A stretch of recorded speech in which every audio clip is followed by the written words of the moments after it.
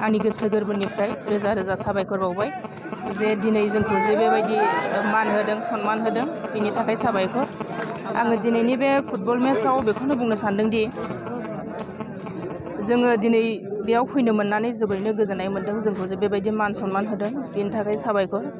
आरो आङो बेखौ बुंनो सानो दे दिनै जे लकेलनि गथ'फोरखौ बेबायदि मोनसे प्लेटफर्म होनानै बिसोरनि इयुननि थाखाय दावगालांनो थाखाय बिसोरखौ दि मोनसे सुबिदा होदों बिनि थाखाय आङो ककिला उदां क्लाबखौ रोजा रोजा साबायखर आरो सिगांनिफ्राय सालायबोबाय थानाय आफादनिनो उदां क्लाब आफादनिनो आफादगिरि नेहाथारि बोसोनगिरि गासैनिसिमबो आङो साबायखर बावदों।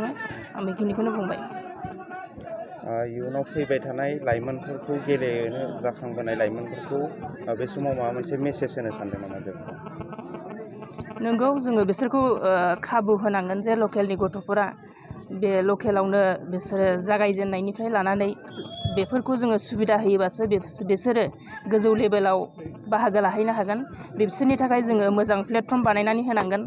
जायगानि ससियेल वार्कार बा बायदि बायदि बिबानाव थानाय बिथांमोना बिसोरखौ हेफाजाब होनांगन।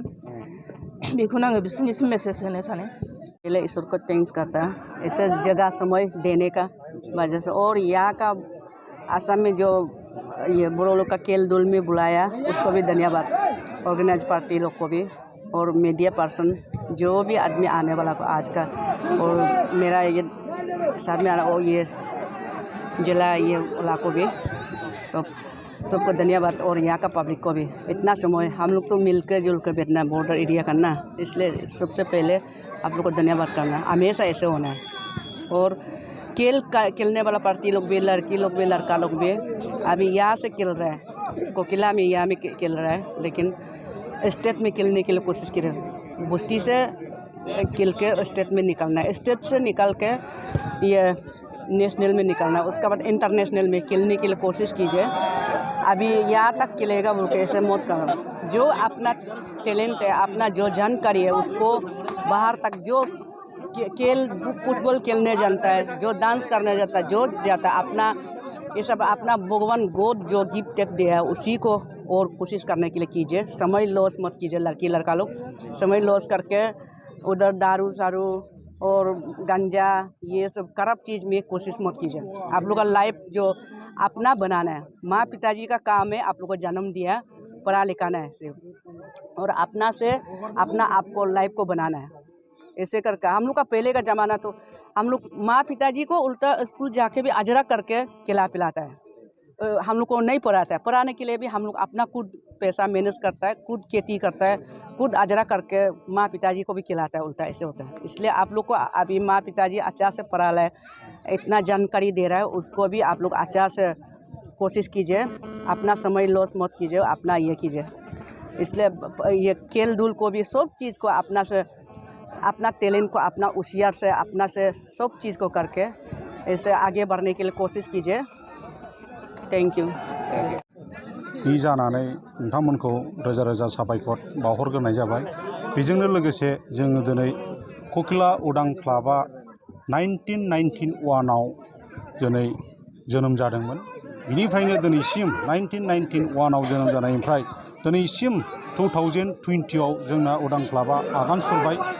दिनैनि बेनि गेजेरजों जों गामाखालि बोसोराव जोङो बे फुटबल बादायलायनायाव माखासे रोंसारिफोरनि थाखाय जोङो फुटबल बादायलायनायनि जोङो खेलबो होनो मोनोमोन। बे बोसोराव जोंहा माखासे गेजेर ससेयाव जोंहा लकडाउन जाना थांनायनि समयसाखौ लानानै बे जोंनि खाथि खालानि एरियायाव माखासे बेफोर समयसाफोरखौ लानानै जों दिनै फिसाब्लाबो जों दिनै बे बोसोरनि 2022नि बे बोसोराव सेप्तेम्बर 1 थारिखआव जोङो बे उदां क्लाबा दिनैनि फुटबल बादायलायनायाव दिनै जोङो बादायलायदोंमोन।